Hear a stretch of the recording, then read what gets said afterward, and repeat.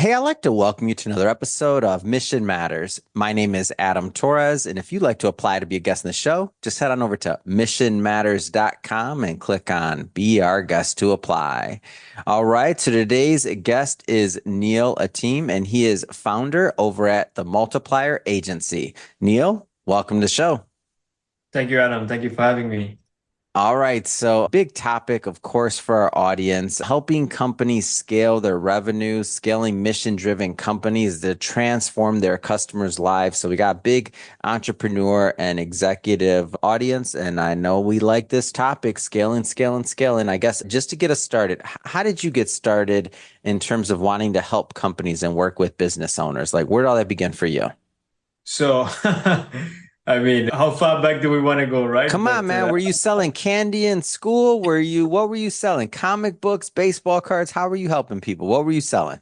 uh, maybe I started off selling not the best things that you should be selling as a kid. I used to cut out like bikini pictures and sell it to the other boys in school. But yeah, I turned my life around now. That's good. After you got out of that business, what was the first serious business? So I started an agency, a marketing agency specifically, like 12 years ago. That was my first one. Mm. Helping businesses just get started on their online presence, doing ads and stuff. And this was the early days of like Facebook ads and everything, when you would get like crazy returns. So that did really well. Man, the good old days, right? When it was all free and we didn't know it. I didn't know it, I should say. Go ahead. Yep, exactly. And then simultaneously, I was studying computer science, and the path of getting a stable job and everything was set out. That was ingrained in me, growing up in the Caribbean and everything, because that's where I'm from. Now I live everywhere, but at that time, that's where it kind of started for me. And then my passion kind of moved away from computer science, from programming, from dev into marketing strictly, and that's why I took the leap. I took the jump, and I moved to Kuala Lumpur, Malaysia, to work for a huge mission-driven company called Mindvalley. So I had a couple of years at Mindvalley. I became the head of subscriptions there, and I grew their subscription products. So I transitioned the company from transactional revenue to subscription revenue. Did really good numbers. It was 20 million in 1 year. Now it's doing over 100 million a year, and in product offer cutting down from over 3 dozen products. So since then, I've resigned. I left the company during COVID, and then since then I've been like on this path of building up this agency and helping companies scale. And since then I've been working with some really good clients around the world. Jordan Peterson did a launch for him, coaching other big companies in this space. And yeah, I'm really passionate about marketing. So to me, it's like it's a hobby for me almost. That's amazing. And yeah, big fan of, I haven't attended anything, but I know many people that have gone through the Mindvalley processes and attended some of the events. And Jordan Peterson, we know who that is, of course. So great stuff. So you've worked with some big names, big brands, scaled, companies to large amounts. What are some of the things that businesses should be, whether it's metrics or otherwise, that when they're thinking about scaling, what are some of those important metrics that they should be focusing on? Yeah. Well, we know in the marketing world, there's so much metrics. Customer acquisition cost is one of the main ones that I start with, of course, right? Because you should know how much does it cost you to acquire a customer. For sure. There's a lot of feeder metrics to this, right? This could be, on the ad side, your ROAS and your cost per click and your CPM. Like it goes on. These are great, but sometimes companies, marketing teams or individuals get lost in all these numbers, and piecing it together can be complex. So our approach that we have internally now with me and my team is that we focus so I mentioned one, which is the customer acquisition cost, right? How much does it actually cost you to acquire a customer? And there's the lingo that the business that is willing to spend the most to acquire a customer will win, but that is not always the case. It's always case by case. It depends on the industry, depends on the product or service you're offering, all of these things. So there's a lot of different factors. So it's important to look at benchmarks and what's out there, but it's important to look at what you're spending to acquire a customer. Now, one of the things is driving that customer acquisition cost down as much as possible, right? Now, on the other side, what you need to look at is your customer lifetime value. How much with a customer, spend with you throughout your entire engagement, whether it's 1 year, 2 years, 5 years, 10 years, whatever it may be. And you want to maximize that as much as possible. Now, the latter, CLTV, customer lifetime value, this is something that I see most companies fall short in. So I can give you a simple example, like let's say a company like Mindvalley, they were selling individual products, and the thing about individual products is nice. It's transactional revenue. Someone buys a product from you, great, woohoo. But what happens after that? And this is the point of subscriptions, right? To improve your CLTV. So when you have someone on a subscription, you have recurring revenue, you have some level of predictability, you have revenue in the future, and you can maximize, of course, adding value to that person, and of course, they paying you for that in return, right? So CAC, customer acquisition cost, CLTV, customer lifetime value. When we think about, I like that you bring this up, and I like using, whether you want to use the Mindvalley example or any other ones that you have, or just in general, like when we think about a lot of individuals that want to go online or business models for online, what are some of the models that you found interesting or attractive, like successful, that online business models? Like, what have you seen? I hinted at it before, right? Subscriptions are the most powerful business models to ever exist. And when you think about the biggest, the best companies in the world, somehow you can class it as a subscription. Now, let me explain. Microsoft. One day, Microsoft got me. I remember I used to buy their software once upon a time, and then all of a sudden, I think I went to buy it, and they had me click on something, and I swear I've been paying Microsoft $6 or $5 a month for my entire life. And I'm like, Microsoft, how'd you get me for that? When in the past, for Word or whatever I was using, who knows, I just bought one product. And if I had that computer for 5 years or 6 years or whatever the amount of time was, I never had to pay for it again. Now they get me maybe the $4 or $5 every month. And then they add their little 10% change. And I'm looking at it like, what? Another whole 30 cents? Well, you're not going to cancel it or whatever the amount is. But for them, that's real money. That's real money. Exactly. So they got me. Microsoft, that's one. Yeah, exactly. And there's so many other cases. Adobe, Apple, like everyone has a subscription. You pay for Netflix, you pay for Spotify, Apple Music, Apple TV, Disney Plus, like everything has become a subscription, and there's a reason for that. No, you mentioned something, you said they got you, but they got me. Microsoft got me. Go ahead. They got me. I don't care. What do they? I don't need. Give me this. I used to buy it before. That's the trick. I used to buy it before. What was the difference? Yeah. But the thing about subscription with software specifically is that you get the updates when there's bugs. It improves constantly, and that's what you're paying for. So I was one of those who would buy a software. I get a lifetime software, and then after a year or two, it just completely degrades, and I'm like, okay, this was not the best. It sounded good at the time, but I'd rather pay a couple bucks a month and have something that is updated and working well. But yeah, okay, I'll give you an example. I did a launch, I told you, for Jordan Peterson before. Now he's launched the Academy. So he went from just having an individual course, and that is his offer or program or books and all this. Now he's launching an entire academy around it, right? And he's bringing in his other authors, other experts and stuff to deliver their sessions, their teachings, and building an academy out of it and making that a subscription, which makes complete sense because he's going to keep bringing in, his team and everything. And then you have people building up a community around it as well, so there's subscription, there's community. So that is one example with like online products and everything. But like I said, almost every big business in the world today is a subscription business or aim to be. And we can take that down to a small business level as well. Like, let's say you have a little coffee shop. It's a neighborhood coffee shop. You may not see it as a subscription business, but it kind of is, because you would have regular customers. That is your 80%, let's say, who would be coming to get a coffee every day or every 2 days. So they're kind of on a subscription. They're kind of predictable. These people are going to come in every couple of days or a fixed number of time per week or so. Now, on a bigger level, let's say you have Apple. And what device do you have? What laptop do you have? I don't know. Mac. It's a Mac. What is that? The not the Air. The bigger one. Is it the first MacBook that you own? No, I've had a couple. Yeah, I've had them way back when. So when you buy a MacBook, you may think, oh, I'm buying a MacBook.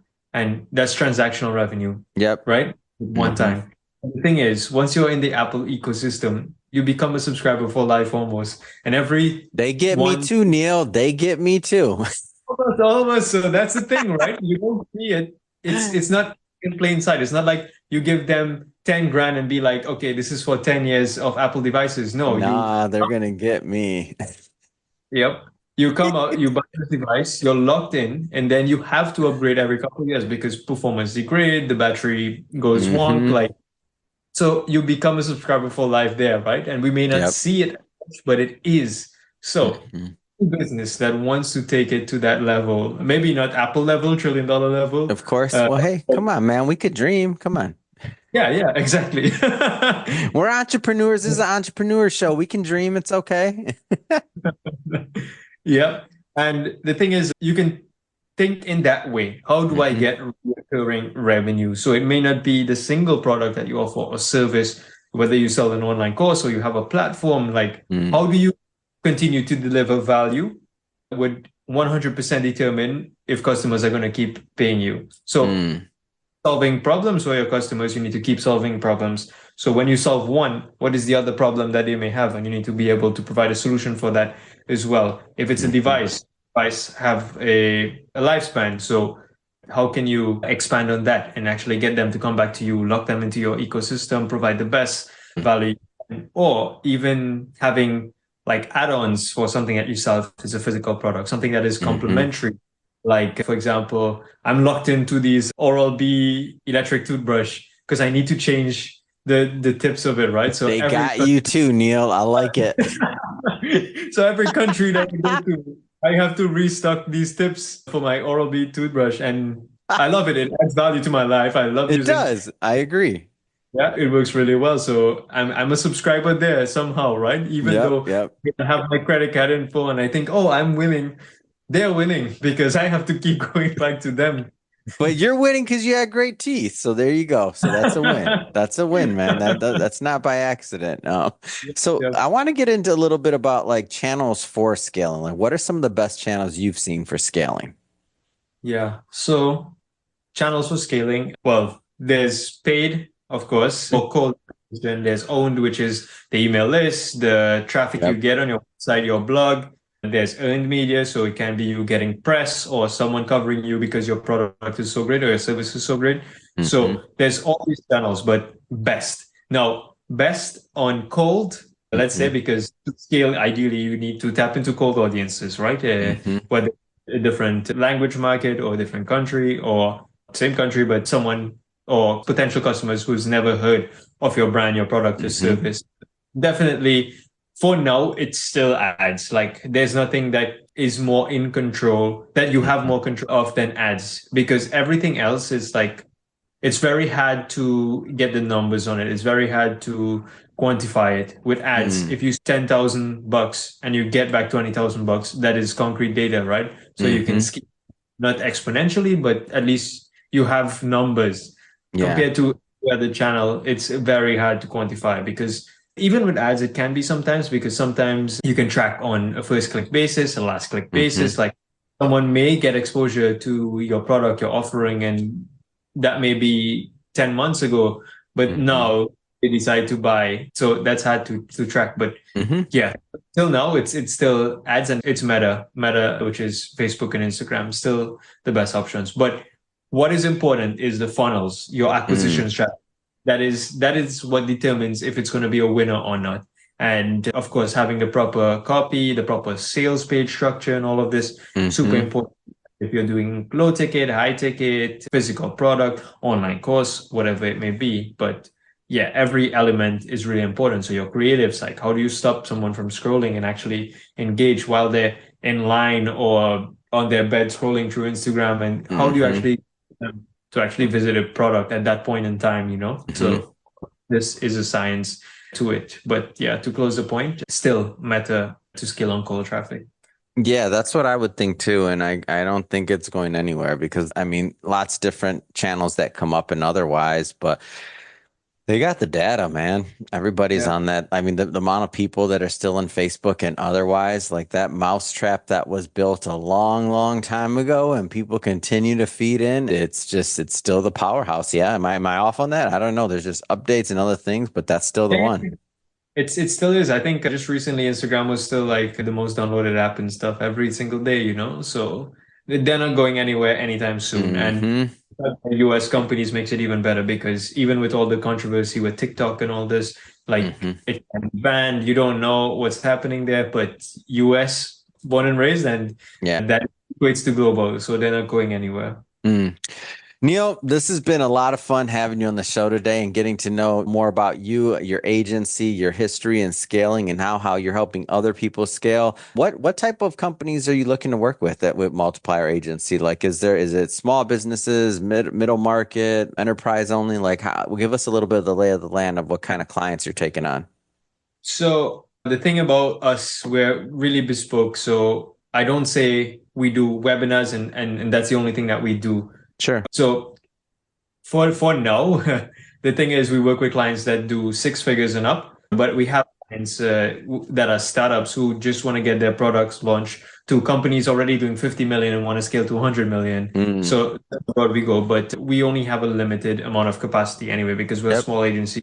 If we were doing one single thing, we can scale infinitely, just take on clients in that niche and just go that route, you know. But like I said, Hmm. this is my passion. I like getting my hands in the pot and You like the pain, Neil. You like the pain I of love it. making it work, man.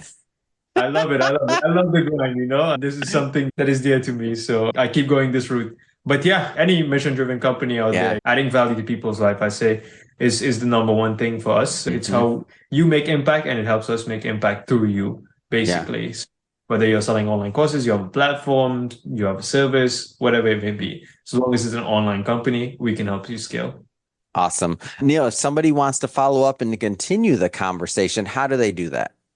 Yeah, you can reach out to me on Instagram, on LinkedIn, or just go to our website, multiplier.agency. There you'll see a CTA to book a call. First, you'll need to fill out a little bit of info. So I'll know if we're a good fit, and then we just jump on a call. I'm not going to try to pitch you or sell you on the call. Hmm. It completely must be something that we're both excited on to actually Yeah. move forward with. Because like I said, we have very limited capacity with my team is very lean. We're distributed across the world, and Mhm. we do the best that we can for every single one of our clients. Yeah.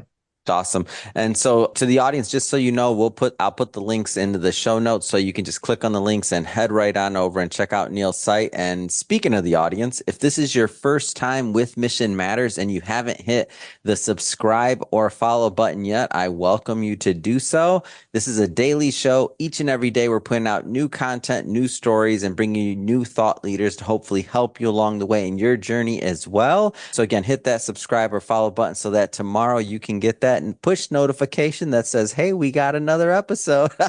And then we got you too at that point. Not quite subscription because it's free, but then we'll have you too. So so hit that subscribe button. And Neil, man, this has been so much fun. Really appreciate you coming on the show.